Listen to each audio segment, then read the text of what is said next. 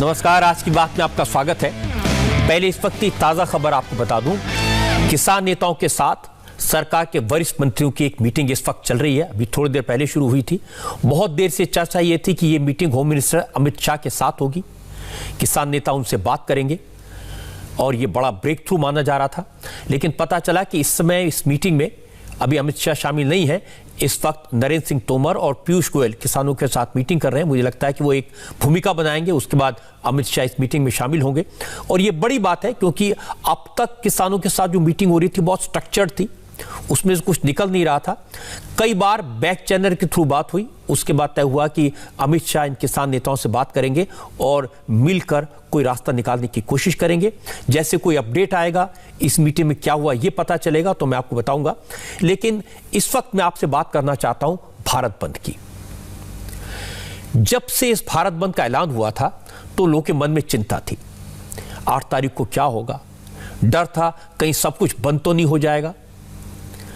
लेकिन आज जिस भारत बंद की कॉल किसान संगठनों ने दी थी, जिस भारत बंद को 22 राजनीतिक दलों का सपोर्ट था, हमने अपने रिपोर्टर्स को अलर्ट रहने को कहा था।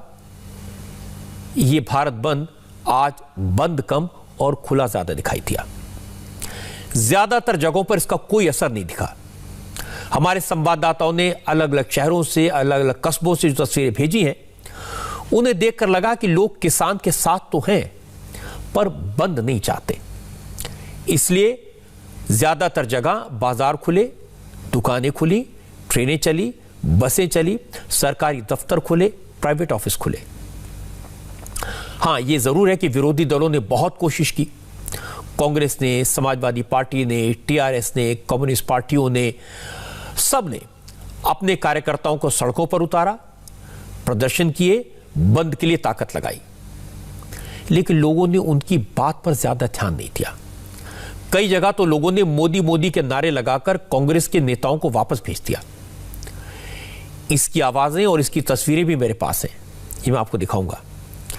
लेकिन पहले 4-5 बड़े शहरों का जायजा ले लेते हैं, जिससे आपको ये दिखाई दे जाए कि आज भारत बंद की कॉल का ग्राउंड पर कितना असर हुआ। सबसे पहले दिल्ली की तस्वीर। इस वक्त पंजाब, हरियाणा, यूपी के किसान 13 दिन से दिल्ली के बॉर्डर को बंद करके बैठे हैं।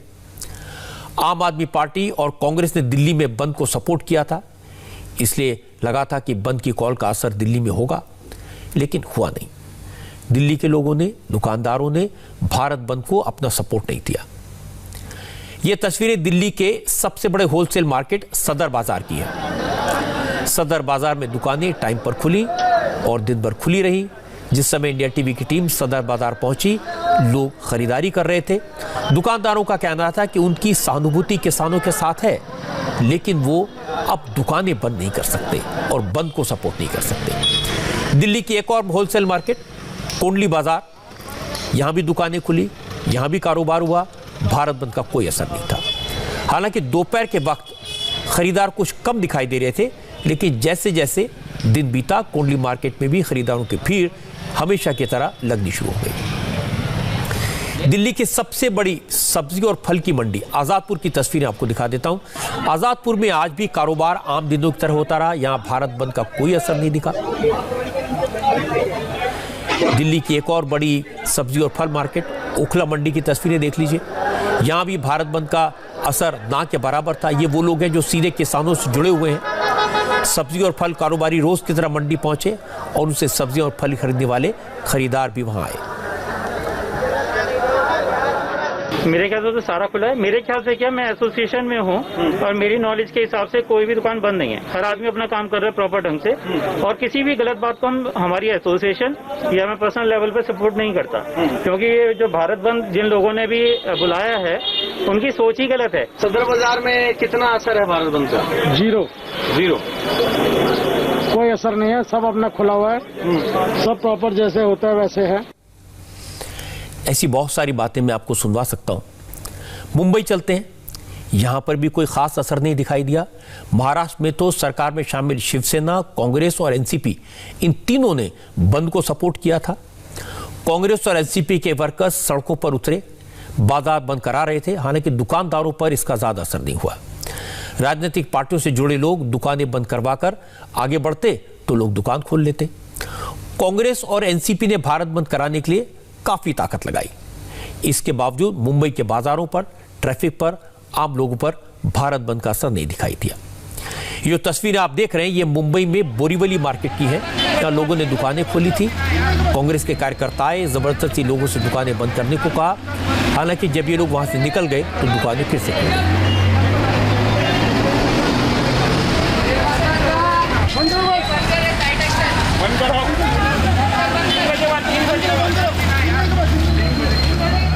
बोरीवली की सब्जी मंडी आम दिनों तक की तरह खुली रही। लोग फल और सब्जियां खरीदते दिखाई दिए और ऐसी भीड़ दादर के फ्लावर मार्केट में भी दिखाई दी। मुंबई में ट्रैफिक भी आम दिनों की तरह चलता रहा। जाम भी लगे और लोग दफ्तर पहुंचने में लेट भी हुए। लोग घरों से बाहर निकले, मार्केट गए, अपने अपने काम पर गए, ट्रांसपोर्ट अवेलेबल था। एक तस्वीर मुंबई के ईस्टर्न एक्सप्रेसवे की भी है। यहां भी ट्रैफिक नॉर्मल था। सायान हो, अंधेरी हो, बांद्रा हो, हर जगह पब्लिक ट्रांसपोर्ट के साथ लोग प्राइवेट व्हीकल से भी बाहर निकले। मुंबई में लोकल ट्रेन भी सामान्य तरीके से चली और इसकी एक बड़ी वजह यह हो सकती है कि शिवसेना ने उतने एग्रेसिवली इस बंद को सपोर्ट नहीं किया। अगर शिवसेना के कार्यकर्ता सड़कों पर उतरते, कुछ तोड़फोड़ करते तो शायद डर पैदा हो सकता था। अब लखनऊ की तस्वीर आपको दिखाता हूं। अमीनाबाद हो, हजरतगंज हो, मेडिकल कॉलेज चौराहा हो, गोमती नगर हो, रामबाग हो, आलमबाग, ये सब बड़ी बड़ी लोकप्रिय जगहें हैं। हर रोज की तरह हर जगह भीड़ दिखाई दी। चारबाग बस स्टेशन पर बस सर्विस नॉर्मल थी, लेकिन लोग थोड़े कम थे। इसकी वजह यह बताई गई कि बंद की कॉल के बारे में सुनकर बहुत से लोगों ने अपने प्रोग्राम कैंसिल कर दिए थे, वरना बस और रेल सर्विस पर कोई फर्क नहीं पड़ा, ये पहले की तरह चलती रही। बेंगलुरु की तस्वीरें देखिए। ये बेंगलुरु के केआर मार्केट की तस्वीरें हैं। दुकानें खुली थी, सड़कों पर ट्रैफिक नॉर्मल था। बेंगलुरु का होलसेल केआर मार्केट सामान्य दिनों की तरह खुला। हालांकि बेंगलोर में कांग्रेस के कार्यकर्ताओं ने गली गली घूमकर बाजारों को बंद कराने की कोशिश की। लोगों से हाथ जोड़कर दुकान बंद करने को कहा। कुछ दुकानदार नुकसान के डर से कुछ देर के लिए दुकानें बंद कर रहे थे, लेकिन जैसे ही कांग्रेस की यूथ ब्रिगेड के लोग वहां से गए तो उन्होंने अपनी दुकानें फिर खोल ली। यानी उनका मन दुकान को बंद करने में नहीं था।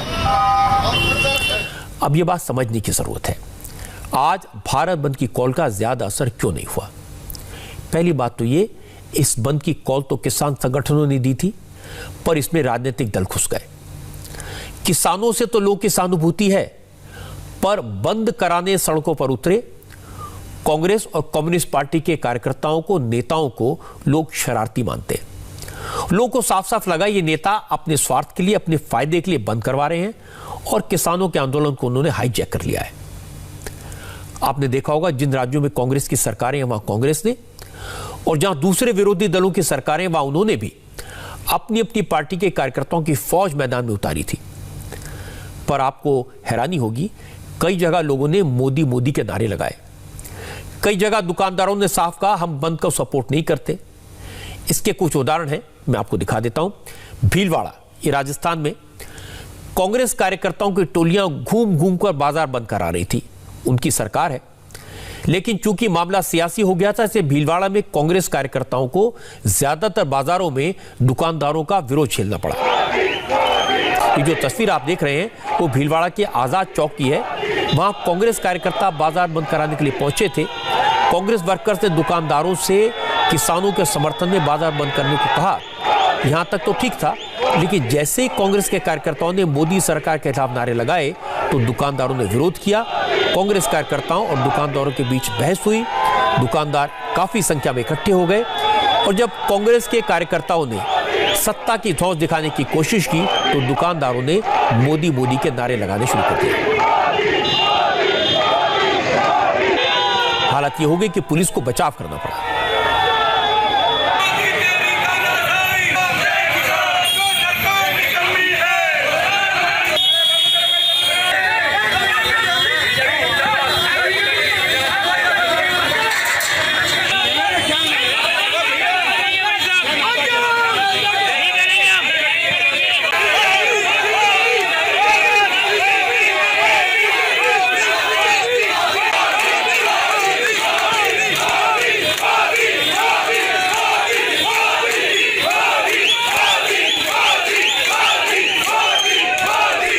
भीलवाड़ा के दुकानदारों ने भारत बंद का विरोध किया था। दुकानदारों का कहना है कि बंद के पीछे सियासत है, राजनीति है। कांग्रेस के कार्यकर्ता बंद करा रहे थे, उनके साथ कोई किसान नहीं था। दुकानदारों ने यह भी कहा कि वो किसानों के खिलाफ नहीं है, लेकिन बंद नहीं चाहते। किसानों को चाहिए वो सरकार से बात करके अपने मुद्दों को सुलझाएं और रास्ता निकालें। कांग्रेस के ही कार्यकर्ता हैं जो बाजार बंद कराना चाह रहे थे, दादागिरी कर रहे थे, इसका विरोध हुआ और किसान लोग कोई भी नहीं था इनके साथ। ये केवल अपनी राजनीतिक रोटियां सेकना चाह रहे हैं, इसलिए ये बंद का विरोध किया गया और पूरा बाजार ने इसका समर्थन किया और बाजार खुले। उनका विरोध किया सर कि हम बाजार बंद नहीं करेंगे, क्योंकि ले दे के व्यापारी ही दिखता है कि हर जगह कि बंद करो, कुछ भी हो जाए बंद करो। क्यों सर? तो वो टोटल कांग्रेस कार्यकर्ता ही थे? सभी कांग्रेस कार्यकर्ता थे सर, कोई भी किसान लोग नहीं थे इनके साथ। सभी दुकानदारों ने दुकानें वापस खोल दी है सर। बंद कराना है उसका घोर विरोध हुआ। हम कोई बंद करने के पक्ष में नहीं है और ना ही आगे ऐसी कोई अवधारणा है हमारी कि हम बंद करेंगे। जो भी वार्तालाप है केंद्र सरकार के साथ आप और किसान लोग बैठ के, भाई लोग बैठ के बात करें, इससे हमारे को कोई दिक्कत नहीं है, मगर हम इस बंद का विरोध कर रहे हैं। बिल्कुल ऐसी तस्वीरें जयपुर में भी दिखी। जयपुर की दीनानाथ जी की गली और त्रिपोलिया बाजार में कांग्रेस के कार्यकर्ता दुकानें बंद कराने पहुंचे थे। कांग्रेस वर्कर्स ने जब जबरदस्ती दुकानें बंद करवाने की कोशिश की तो दुकानदार भड़क गए और इसके बाद बहस हुई, कासनी हुई, धक्का मुक्की भी हुई। कांग्रेस के कार्यकर्ताओं ने जब मोदी सरकार के खिलाफ नारे लगाए तो यहां भी वही हाल था। दुकानदारों ने मोदी मोदी के नारे लगाने शुरू कर दिए।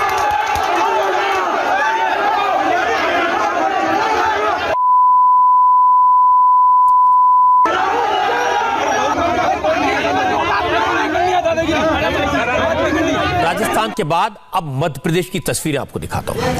मध्य प्रदेश के राजगढ़ के ब्यावरा में भी बंद को सफल बनाने की कोशिश चल रही थी। जहां भी कांग्रेस काफी स्ट्रांग है, कांग्रेस के कार्यकर्ता दुकानें बंद करवा रहे थे। क्योंकि कांग्रेस के विधायक रामचंद्र दांगी भी वहां कार्यकर्ताओं के साथ थे, इसलिए ज्यादातर दुकानदारों ने अपनी दुकानें डरकर बंद कर दी। लेकिन एक दुकानदार सामने आया, दुकान बंद करने से इनकार कर दिया। कांग्रेस के नेताओं ने सिर्फ 1 घंटे के लिए शटर डाउन करने की रिक्वेस्ट की, लेकिन दुकानदार अड़ा रहा। उसने कहा 1 घंटा तो दूर, 1 मिनट के लिए भी दुकान बंद नहीं होगी। इस दुकानदार ने कांग्रेस के नेताओं को जमकर खरी खोटी सुनाई। कांग्रेस के एमएलए के सामने ही दुकानदार ने कृषि सुधार कानूनों को सही ठहराया और कहा कांग्रेस की लूट बंद हो गई है, इसलिए कांग्रेस कानून का विरोध कर रही है। कानून किसान विरोधी है, व्यापार के नाम पे उनका विरोधी है, साफ कह रहा हूँ। 10 दुकानें जहाँ आपको माल बेचना बेचो, दुकान बंद नहीं करनी। 1 घंटे नहीं, 1 मिनट नहीं होगी मैं बंद कर दूंगा, शांति से निकल जाइए आप सब लोग। बंद कर दूंगा आपके बीच में। आपकी बात अलग, हमने दादागिरी बात, आपकी बात अलग है। पहली बार आए मेरे सामने, पहली बार आप आए मेरे सामने। तो कितना ताकत हो तो आज लगा के देख ले। ऐसी कैसी कर रहे हैं? आपका सम्मान करता हूँ इसलिए बोल रहा हूँ। हालांकि बाद में इस दुकानदार ने अपनी दुकान थोड़ी देर के लिए बंद की, लेकिन ये साफ कह दिया उसने विधायक की रिक्वेस्ट पर दुकान बंद की है।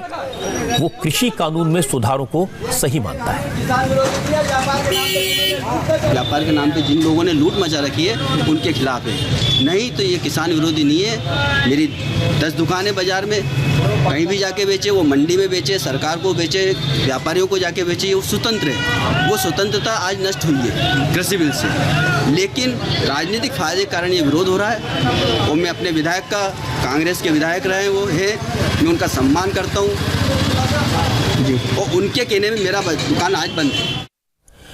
किसानों ने राजनीतिक दलों के नेताओं से कहा था कि वो पार्टी के झंडे लेकर मैदान में न उतरें, लेकिन मध्य प्रदेश के सागर से भी आज तस्वीरें भी ऐसी हैं। सुबह सुबह जैसे ही बाजार खुले, कांग्रेस के कार्यकर्ता पार्टी का झंडा लेकर मार्केट पहुंच गए और किसानों के सपोर्ट में दुकानदारों से दुकानें बंद करने को कहा।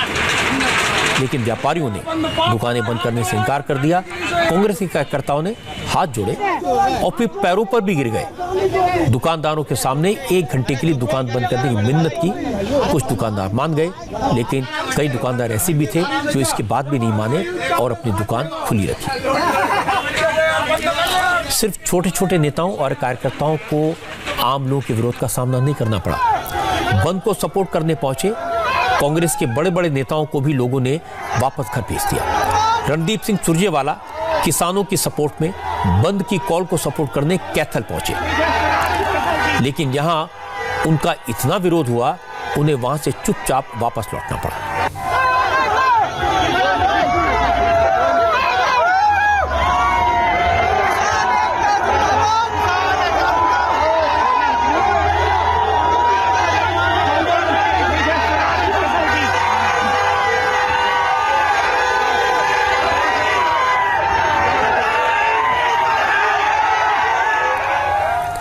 आज एक बात तो साफ हो गई कि आम लोगों की नाराजगी किसानों के आंदोलन से नहीं है।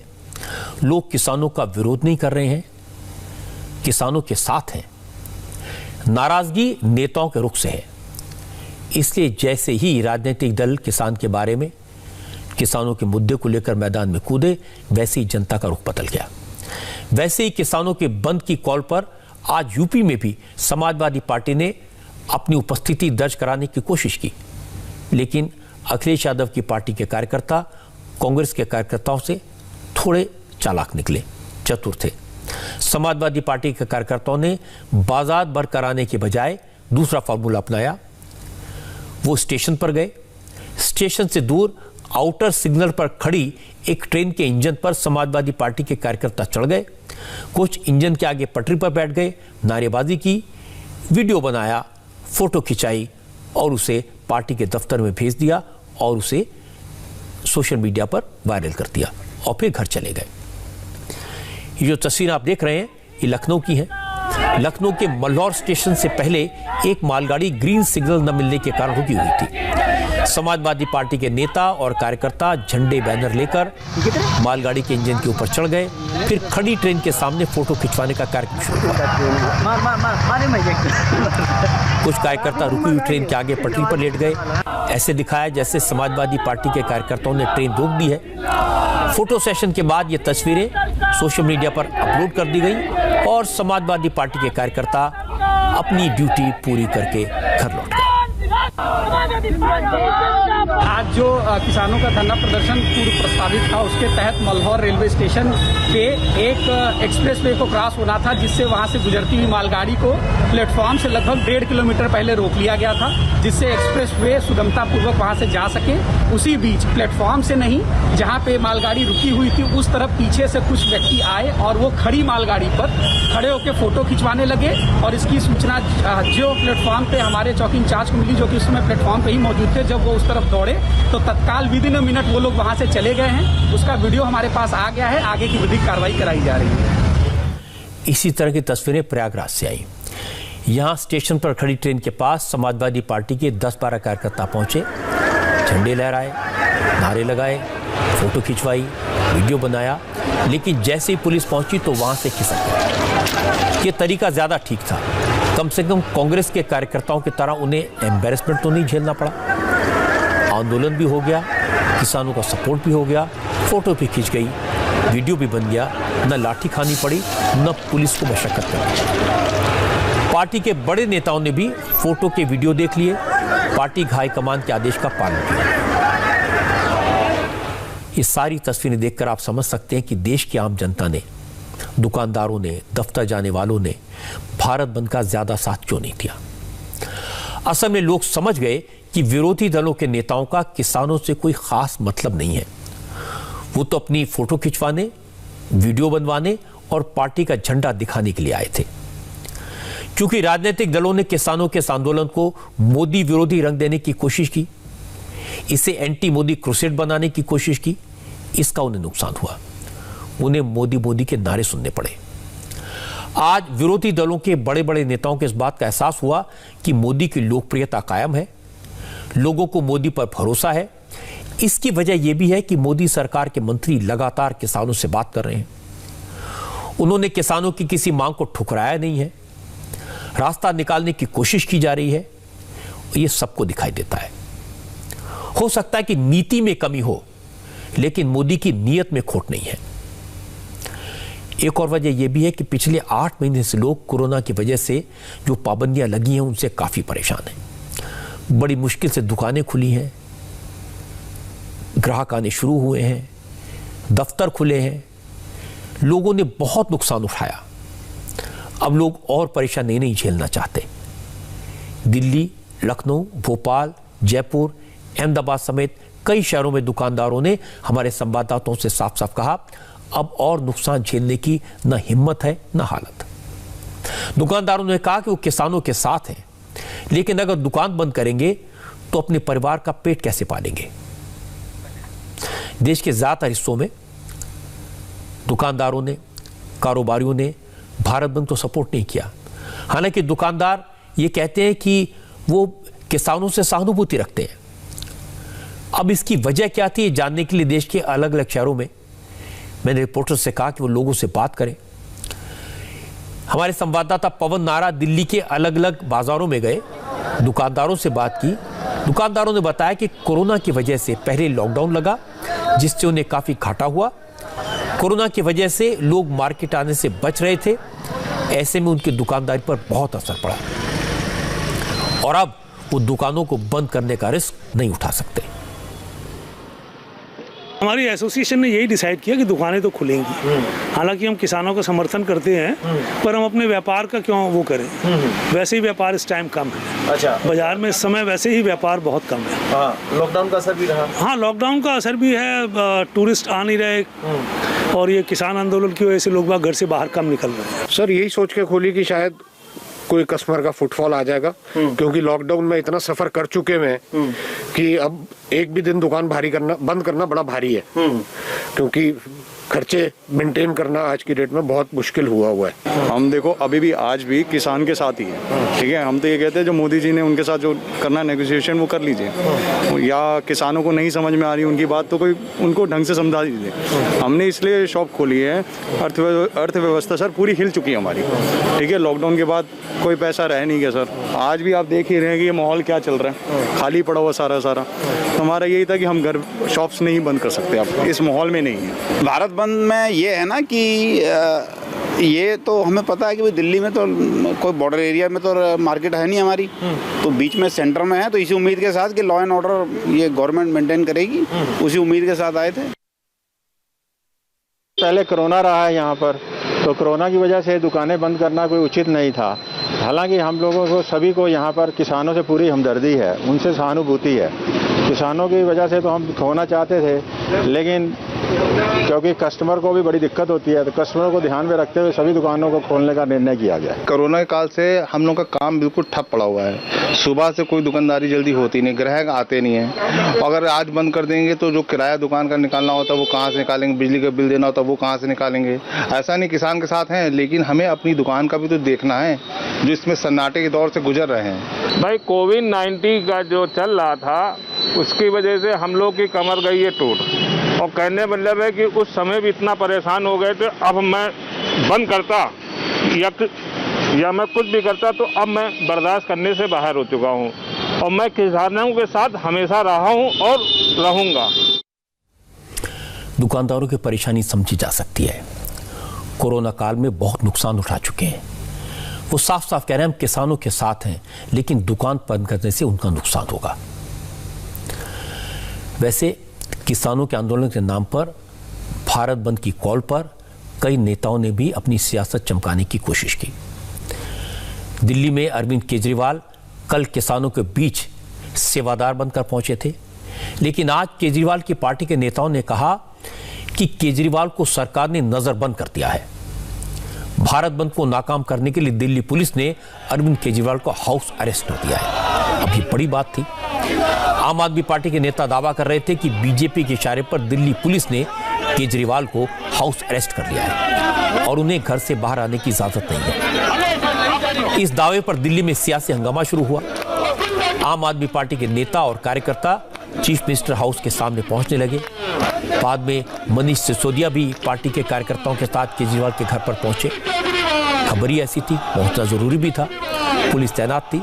पुलिस अफसरों ने कहा केजरीवाल न हाउस अरेस्ट है न नजरबंद है, लेकिन 300-400 लोगों को एक साथ मुख्यमंत्री के घर में जाने की इजाजत नहीं दी जा सकती। ग्रुप्स में लोग जा सकते हैं, लेकिन मनीष सिसोदिया सभी लोगों को लेकर केजरीवाल के घर में जाने की जिद पर अड़ गए और जब इसकी परमिशन नहीं मिली तो पार्टी के विधायकों और 2 सांसदों के साथ वहीं धरने पर बैठ गए।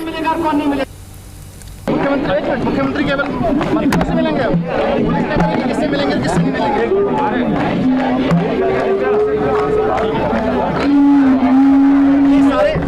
नहीं मतलब पुलिस की परमिशन से सीएम मिलेंगे? नहीं सर, मैं जानता हूँ इनको सबकी परमिशन है, छोड़ो इनको। सीएम रेजिडेंस का जो भी परमिशन मैं बोल रहा हूँ ना, सबकी परमिशन नहीं।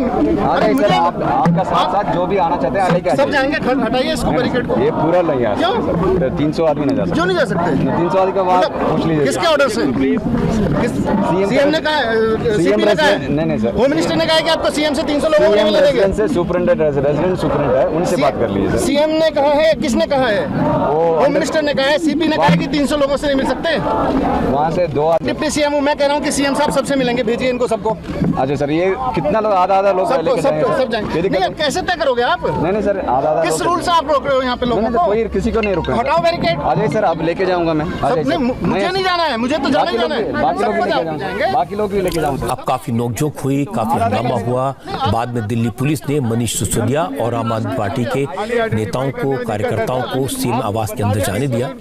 केजरीवाल ने वर्कर के सामने कहा उन्होंने भारत बंद के कॉल पर दिल्ली के बॉर्डर पर जाने का प्लान बनाया था, लेकिन दिल्ली पुलिस ने उन्हें जाने नहीं दिया। आपको लेके जाएंगे। आपका कौन? दोस्तों आज मेरा भी मन था, मैंने भी प्लान कर रखा था कि आज मैं थोड़ी देर के लिए मुख्यमंत्री बन के नहीं, एक आम आदमी बन के बॉर्डर पे जाऊंगा और आधा पौना घंटा अपना उनको समर्थन देने के लिए और एकजुटता जाहिर करने के लिए एक आम आदमी की तरह बस उनके साथ बैठूंगा और वापस आ जाऊंगा। आज ये मैंने प्लान कर रखा था। मुझे लगता है उनको मेरी प्लानिंग शायद पता चल गई, तो आज उन्होंने जाने तो नहीं दिया, लेकिन कोई बात नहीं। घर बैठ के मैं प्रार्थना कर रहा था भगवान से कि ये आंदोलन, देश का आंदोलन सफल हो और ये बहुत सफल हो। आरोप तो यह लगा था कि दिल्ली पुलिस ने कल से ही केजरीवाल को हाउस अरेस्ट कर लिया है, तो दिल्ली पुलिस के सीनियर अधिकारी सबूतों के साथ सामने आए। दिल्ली पुलिस ने दावा किया कि सीएम अरविंद केजरीवाल कल रात पश्चिम बिहार के रेडिसन ब्लू होटल में एक पार्टी में गए थे। केजरीवाल कल रात 8:30 बजे से रात 10 बजे तक होटल में थे। दिल्ली पुलिस ने केजरीवाल के घर से निकलने का वीडियो भी जारी कर दिया। दिल्ली के स्पेशल सीपी सतीश गोलचा ने कहा कि केजरीवाल गलत बात कर रहे हैं, उनकी पार्टी के लोग झूठे दावे कर रहे हैं। पुलिस ने केजरीवाल पर कोई पाबंदी नहीं लगाई, कोई हाउस अरेस्ट नहीं किया। केजरीवाल कहीं भी जा सकते हैं, उन पर कोई रोक नहीं है। ये दावा एकदम बेबुनियाद है। आपके कुछ साथी भी वहाँ मौजूद थे, वो खुद भी जानते हैं, उन्होंने देखा है, आप भी देख सकते हैं कि वहाँ पे मूवमेंट में किसी तरह की कोई रिस्ट्रिक्शन नहीं है। दिल्ली के माननीय मुख्यमंत्री अपनी सारी एंगेजमेंट्स जो है रूटीन में जो उनको मीट कर रहे हैं, उनके आने जाने में कहीं कोई दिक्कत नहीं है। वही नहीं, आसपास के जो भी इलाके के जो वहाँ के रेजिडेंट्स हैं उनकी वो भी अपनी नॉर्मल मूवमेंट कर रहे हैं। हमने इलाके में पुख्ता इंतजाम किए हैं सुरक्षा और कानून व्यवस्था बनाए रखने के लिए। जिस वक्त केजरीवाल के हाउस अरेस्ट की बात कहकर आम आदमी पार्टी के नेता और कार्यकर्ता सीएम आवास पहुंच रहे थे, उस समय बीजेपी के एमपी मीनाक्षी लेखी बीजेपी के कार्यकर्ताओं के साथ सीएम आवास के बाहर धरना दे रही थी। मीनाक्षी लेखी ने कहा कि केजरीवाल झूठ बोल रहे हैं, उनकी हकीकत वीडियो में है। मीनाक्षी लेखी ने कहा कि केजरीवाल हाउस अरेस्ट नहीं है, बल्कि हाउस में रेस्ट कर रहे हैं। उनके घर का आने जाने का रास्ता बिल्कुल साफ है। ये नौटंकीबाज मुख्यमंत्री दिल्ली को मिले, हर बार जब फेलियर होती है तो वो किसी ना किसी के सिर पे मरने का प्लान। आज भी ऐसा ही है। कल शादी ब्याह में घूम के आए हैं, हमारे पास वो वीडियोस भी हैं इनकी। सारी जगह घूम फिर के पार्टी करके आए हैं। आज सुबह से दिल्ली भारत बंद का आह्वान था, दिल्ली बंद हुई नहीं, आह्वान फेल हो गया। हाउस अरेस्ट नहीं होकर बल्कि हाउस में रेस्ट पर है, और साथ ही नजर बंद नहीं बल्कि नजर बंद करके बैठे हुए। इस पूरी कंट्रोवर्सी पर मैं थोड़ा हैरान हूं। पुलिस केजरीवाल को क्यों रोकेगी, दिल्ली के मुख्यमंत्री को घर से बाहर निकलने के लिए क्यों रोकेगी? और सोचने वाली बात यह है कि जब केजरीवाल सिंघू बॉर्डर गए थे, किसानों से जाकर मिले थे, तब तो उन्हें किसी ने नहीं रोका, तो अब उन्हें रोकने की जरूरत क्या पड़ गई? फिर सवाल यह भी है, अगर एक साथ उनकी पार्टी के 300 लोग चीफ मिनिस्टर के घर में घुसना चाहते थे, तो पुलिस को उन्हें रोकने की क्या जरूरत थी? इस बात पर यकीन करना थोड़ा मुश्किल है कि दिल्ली शहर में दिल्ली की पुलिस दिल्ली के चीफ मिनिस्टर को हाउस अरेस्ट करेगी। इसलिए कहीं ना कहीं कम्युनिकेशन गैप है। वैसे सिर्फ केजरीवाल नहीं, तेलंगाना के चीफ मिनिस्टर के चंद्रशेखर राव ने भी किसानों को जो बंद की कॉल है, इसके बहाने अपना चेहरा, अपनी सियासत चमकाने की कोशिश की। तेलंगाना में टीआरएस की सरकार है, चंद्रशेखर राव चीफ मिनिस्टर है। उन्होंने आज हैदराबाद में अपनी पार्टी के कार्यकर्ताओं को इकट्ठा किया, पार्टी के झंडे बैनर्स के साथ सड़क पर बड़े प्रदर्शन जैसा माहौल बनाया। इसे मल्टी कैम, कई कैमरों से शूट किया गया और सोशल मीडिया पर अपलोड कर दिया गया। दावा ये कि किसानों के सपोर्ट में तेलंगाना राष्ट्र समिति के हजारों कार्यकर्ता सड़कों पर उतरे। लेकिन अब दूसरी तस्वीर देखिए। जब ड्रोन कैमरे से ली गई तस्वीरों को देखेंगे तो साफ पता चलेगा कुछ 100 कार्यकर्ता सड़क पर थे। एक तरफ की सड़क जाम थी, दूसरी तरफ थोड़ी दूरी पर ट्रैफिक अपनी रफ्तार से चल रहा था। कुल मिलाकर सिर्फ कैमरों के लिए यह प्रदर्शन किया गया। टीआरएस के कार्यकर्ता किसान संगठनों की बंद की कॉल को सपोर्ट करने के लिए इकट्ठा हुए थे, लेकिन हकीकत में क्या वहां बाजार बंद थे? क्या हैदराबाद के व्यापारियों ने बंद की कॉल को सपोर्ट किया था? इसकी असलियत भी आप देख लीजिए। ये तस्वीरें हैदराबाद के बेगम बाजार की हैं, जहां दुकानदारों ने अपनी दुकानें खोली, पटाखे फोड़े और खुलकर कहा कोई बाजार बंद नहीं है, कोई भारत बंद नहीं है, हम तो मोदी के नाम पर आतिशबाजी करेंगे।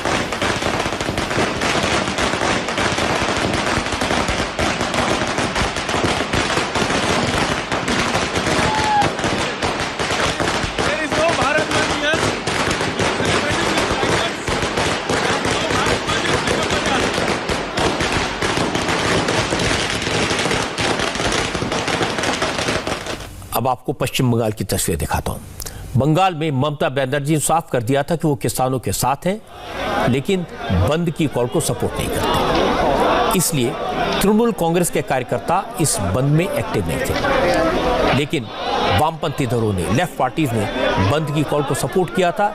इससे बड़े दिन बाद बंगाल की सड़कों पर, रेलवे लाइन पर लाल झंडे दिखाई दिए। वाम मोर्चे के कार्यकर्ताओं ने नॉर्थ 24 परगना और कोलकाता में ट्रेन को रोकने की कोशिश की, लेकिन चूंकि कार्यकर्ताओं की संख्या बहुत कम थी, इसलिए पुलिस ने उन्हें आसानी से ट्रैक से हटा दिया। किसान 13 दिन से सर्दी में सड़क पर बैठे, खेती बाड़ी छोड़कर, अपना काम छोड़कर दिल्ली की सरहद पर धरना दे रहे। आम लोगों में किसानों के प्रति सहानुभूति है, इसलिए लग रहा था कि किसानों की बंद की कॉल का असर तो होगा, लेकिन बंद बेअसर सिर्फ इसलिए रहा क्योंकि इसमें सियासत घुस गई। नेताओं ने किसानों के आंदोलन का इस्तेमाल करके अपनी पार्टी का चेहरा चमकाने की कोशिश की, मोदी को घेरने की कोशिश की। इसलिए भारत बंद को आम जनता का सपोर्ट तो नहीं मिला। मैंने आपको कई शहरों की तस्वीरें दिखाई, दुकानदारों के, व्यापारियों की बात सुनवाई, नेताओं के पैंतरे दिखाए, लेकिन बहुत से लोगों के मन में सवाल है, क्या देश भर के किसान नए कानूनों का विरोध कर रहे हैं? क्या देश भर के किसान दिल्ली तो नहीं आए, लेकिन वो इन कानूनों से परेशान हैं? असल में इस वक्त गेहूं की बुआई हो रही है, करोड़ों किसान भाई खेतों में काम कर रहे हैं। उन किसानों की राय क्या है, ये जानना भी जरूरी है। मैंने इंडिया टीवी के संवाददाताओं को खेतों में काम कर रहे किसानों के मन की बात जानने के लिए भेजा।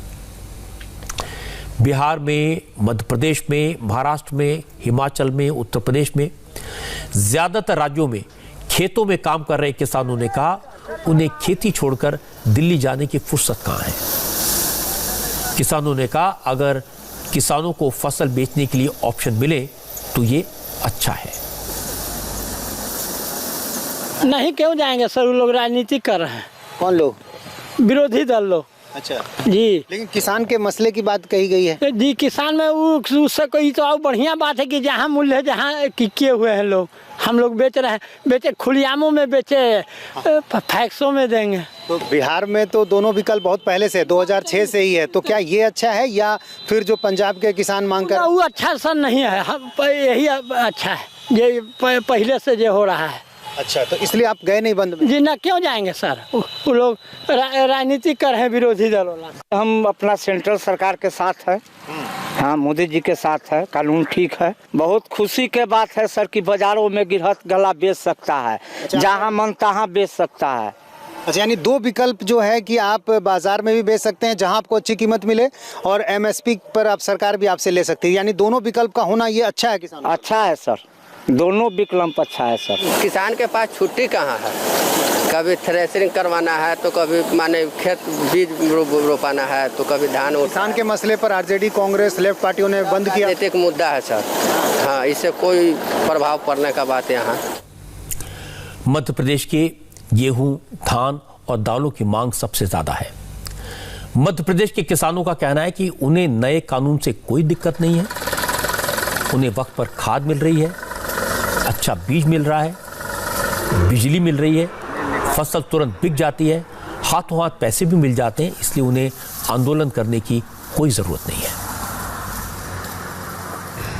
अपना साहब राजनीति पार्टियों से कुछ मतलब नहीं है, अपना काम बढ़िया चल रहा है, किसानी हो रही है, लाइट मिल रही है, बिजली मिल रही है, सब कुछ हो रहा है। अपने उससे कोई राजनीति पार्टी से कुछ मतलब नहीं बबलू भाई, समझ रहे आप। टाइम पे काम हो रही है, खाद भी टाइम पे मिल रही है, हमें और कुछ नहीं चाहिए। किसान अपना काम कर रहा है, किसानों को कोई दिक्कत ही नहीं है। और उसके बाद में किसान अपना काम कर रहा है, बढ़िया खाद मिल रहा है, बढ़िया बोनी चल रही है, सब काम चल रहा है, टाइम से धान में कहीं टाइम से पैसे मिल रहा है, किसान को कोई दिक्कत नहीं है। मतलब ये नेतागिरी चल रही है, इसमें राजनीति चल रही है। बंद का कहीं कोई असर नहीं है, बंद का क्या असर है, सारे मार्केट खुले हैं, किसान अपने काम में लगा है। और अगर किसान आंदोलन करेगा या बंद करेगा अपना काम तो उसका काम कैसे चलेगा, क्या बंद करेगा वो, तो उसका तो खेती का काम है और वो कर रहा है, कोई आंदोलन में नहीं गया, वो कहीं कोई बंद नहीं किया उसने। जो किसान खेतों में काम कर रहे हैं उन्हें आंदोलन में शामिल होने की फुर्सत नहीं है। इस समय बुआई का वक्त है, इसके बाद भी अगर हजारों किसान खेती बाड़ी छोड़कर दिल्ली आए हैं, 13 दिन से धरना दे रहे हैं, प्रदर्शन कर रहे हैं, तो उनकी बात भी सुनी जानी चाहिए और गंभीरता से सुनी जानी चाहिए, क्योंकि देश के अन्नदाता को अनसुना नहीं किया जा सकता। एक भी किसान जब तक परेशान है तो देश चैन से कैसे बैठ सकता है। और यह अच्छी बात है कि सरकार किसानों से 5 राउंड की बात कर चुकी है। सरकार किसानों की आशंकाएं दूर करने की कोशिश कर रही है, इसके लिए तैयार है, कानून में संशोधन के लिए भी तैयार है। इस समय भी केंद्र सरकार से किसानों की बात चल रही है, कल फिर से बात होगी, लेकिन बात बंद क्यों नहीं रही, इसकी वजह भी समझने की जरूरत है। इसके बारे में बात करेंगे 15 सेकंड के स्पॉन्सर मैसेज के बाद। मुझे लगता है कि किसानों की मेहनत पर पानी फेर दिया विरोधी दलों के नेताओं ने, किसानों के नाम पर सियासत करने के चक्कर में। और मुश्किल यह है कि कल किसानों के साथ छठे राउंड की बात होनी है और कल ही विरोधी दलों के नेताओं ने किसानों के मुद्दे पर राष्ट्रपति से मिलने का प्रोग्राम बनाया। सीपीएम के नेता सीताराम येचुरी ने बताया कि 11 पार्टियों ने राष्ट्रपति को एक जॉइंट लेटर लिखकर किसानों के मुद्दे पर मिलने का वक्त मांगा था। राष्ट्रपति ने विरोधी दलों के नेताओं को कल 5 बजे का वक्त दिया है, लेकिन साथ ही ये भी कहा कि कोरोना की वजह से सिर्फ 5 लोग ही मीटिंग में आ सकेंगे। अब तक जो जानकारी सामने आई है उसके मुताबिक राष्ट्रपति से मिलने वाले विरोधी दल के 5 नेताओं में राहुल गांधी, शरद पवार, डीएमके का कोई रिप्रेजेंटेटिव और 2 लीडर लेफ्ट पार्टीज के होंगे। कल जब किसान सरकार के साथ बात कर रहे होंगे, रास्ता निकालने की कोशिश हो रही होगी, उस वक्त विरोधी दलों के नेता राष्ट्रपति भवन के बाहर खड़े होकर किसान को अपना और सरकार को किसान विरोधी बता रहे होंगे। सबसे बड़ी बात है कि किसान संगठनों के साथ जो वामपंथी दलों के नेता शामिल हैं, वो बातचीत की राह में सबसे बड़ा रोड़ा है। वो तो रास्ता निकलने ही नहीं देना चाहते। लेफ्ट के इन्हीं नेताओं ने किसानों के मांग पत्र में ये बात लिखवाई कि सरकार उन लोगों को भी जेल से रिहा करे जो देशद्रोह के इल्जाम में जेल में है। या फिर जिन पर मुकदमे चल रहे हैं।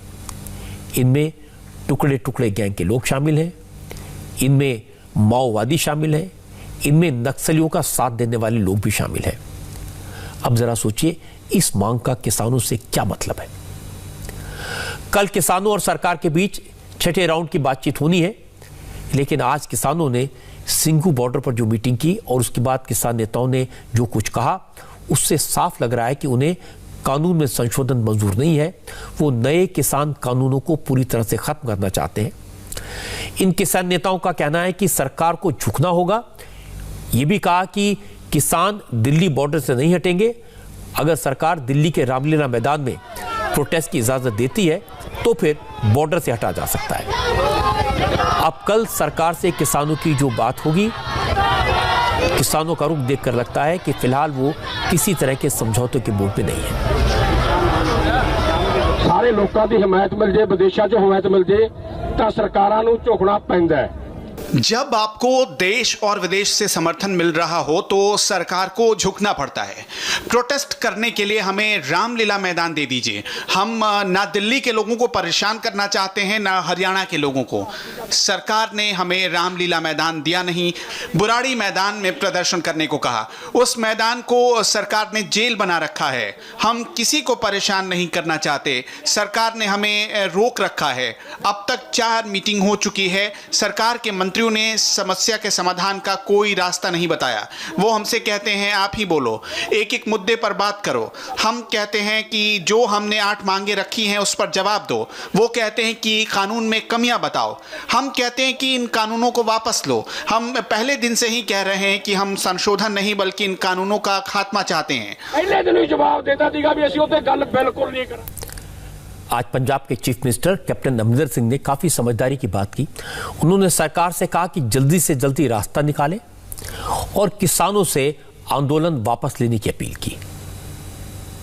अगले 2 दिनों की जी गलबात कर रहे हैं तो मैं सरकार से अपील करता हूं कि किसानों के साथ कल जो बातचीत होने वाली है उसमें कोई हल निकालें जिससे लोग अपने घर वापस जाएं। काफी ठंड हो रही है, खेत का काम बाकी है। पंजाब और देश के लिए जरूरी है कि फसल अच्छी हो। मैं एक बात और कहना चाहता हूं, जब भी इस तरह के धरने और प्रदर्शन होते हैं उसमें कुछ ऐसे लोग भी आ जाते हैं जिनका आंदोलन से कोई लेना देना नहीं होता, लेकिन बाहर से आकर गड़बड़ करने की कोशिश करते हैं जिससे आंदोलन को बदनाम किया जा सके। मैं कहना चाहता हूं कि ऐसे लोगों से बचिए और जो गड़बड़ी करने की कोशिश करते हैं उन्हें बाहर किया जाए। गड़बड़ करने की कोशिश कर मेरी जानकारी है कि किसानों के बहुत सारे नेताओं को एहसास हो गया है कि सरकार की मंशा खराब नहीं है। सरकार ने जो 3 नए कानून बनाए हैं उनमें वो सारे अमेंडमेंट्स करने को तैयार हैं जो किसानों को सेटिस्फाई कर देंगे। लेकिन किसान नेताओं की प्रॉब्लम यह है कि उन सब की आवाज़ एक नहीं है। उनमें बहुत सारे ग्रुप्स हैं, बहुत सारे नेता हैं और सब अपने आप को बड़ा लीडर साबित करने के लिए हर नेता सरकार के खिलाफ कड़े से कड़ा स्टैंड लेना चाहता है, जो ऐसे आंदोलन में आमतौर पर लोकप्रियता दिलाता है। और इस जोश में किसानों ने हाँ या ना की बात कह दी। ये कहकर अड़ गए कि या तो 3 कानून वापस लो वरना कोई बात नहीं होगी। अब वो जानते हैं कि ये मांग तो नहीं मानी जा सकती, रास्ता तो बीच का ही निकालना होगा। इसलिए अब किसान नेताओं को किसी फेस सेविंग का इंतजार है। कुछ किसान नेताओं ने मांग की थी कि प्रधानमंत्री उनसे मिले, फिर अमित शाह से बात करने को तैयार हो गए। किसानों के कुछ नेता, जिनमें से ज्यादातर पंजाब के हैं, राजनाथ सिंह से भी मिले थे। क्योंकि राजनाथ सिंह खुद एक किसान हैं, किसानों से बात करते रहे हैं, उनकी बात का भी असर हुआ। इस वक्त भी किसानों की सरकार से बात चल रही है। हो सकता है कि आज की इस मीटिंग में कल होने वाली मीटिंग का एजेंडा तय हो जाए और इस बात की भी संभावना है कि कल किसानों और सरकार के बीच जो मीटिंग होगी उसमें कोई बीच का रास्ता निकल आए। सब लोग चाहते हैं, सब चाहते हैं कि किसानों का आंदोलन जल्दी खत्म हो। लोगों को इस बात का भी डर है कि जहां पर किसान बैठे हैं वहां तो सोशल डिस्टेंसिंग है, न मास्क है, कोरोना का खतरा भी हो सकता है। ऐसी खबरें मैंने अखबारों में पढ़ी हैं कि करीब 300 किसान ऐसे हैं जिन्हें खांसी है, बुखार है, लेकिन उनकी कोई जांच नहीं हो पाई। कोरोना को लेकर सिर्फ किसान नहीं, सिर्फ दिल्ली नहीं, पूरे देश में चिंता है, पूरी दुनिया में चिंता है। आज एक अच्छी खबर कोरोना को लेकर आई है। दुनिया में पहली बार कोरोना वैक्सीन का इस्तेमाल हुआ है। ब्रिटेन की एक महिला को वैक्सीन की डोज दी गई है। इस अच्छी खबर की डिटेल आपको बताऊंगा ब्रेक के बाद। पर आज की अच्छी खबर, आज की वो तस्वीर जिसका इंतजार पूरी दुनिया को था। आज कोरोना वैक्सीन का वो इंजेक्शन आ गया जो दुनिया में हर कोई लगवाना चाहता है। कोरोना वैक्सीन का पहला टीका ब्रिटेन में आज एक 90 साल की बुजुर्ग महिला को दिया गया। ब्रिटेन की मार्गरेट कीनन दुनिया की पहली शख्सियत बनी जिन्हें कोरोना की वैक्सीन की डोज दी गई। कोरोना वैक्सीन की क्लिनिकल ट्रायल के दौरान कई लोगों को इसकी डोज दी गई थी, लेकिन क्लिनिकल ट्रायल के बाद सबसे पहले मार्गरेट कीनन को अमेरिकी कंपनी फाइजर की कोविड वैक्सीन दी गई। ब्रिटेन ने सबसे पहले 80 साल से ज्यादा उम्र के लोगों को इस वैक्सीन की डोज देने का फैसला किया है।